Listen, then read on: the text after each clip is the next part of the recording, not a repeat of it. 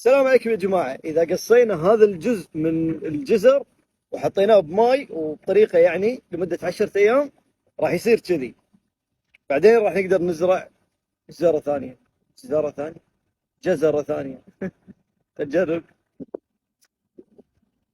ونحطهم بهالطريقة. طبعا لازم أترسه هذا يعني، بس يعني نجرب بثلاثة. لازم الماي شنو يكون كذي يعني، بس بالبداية بس، وننطر. هذا بعد اليوم الخامس. شوف. اوكي، واخيرا بعد 10 ايام يا جماعة، شوفوا شلون صارت. والله قوية. شوفوا. طبعا ثالث وحدة الصغيرة توها بلشت تنبت، يعني بعد 10 ايام تو طلع شيء.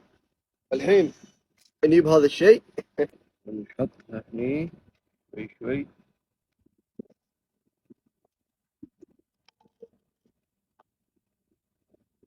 وبس والله يا جماعة، وبكذي ما راح يخلص الجزر اللي عندنا. هذه تضبط.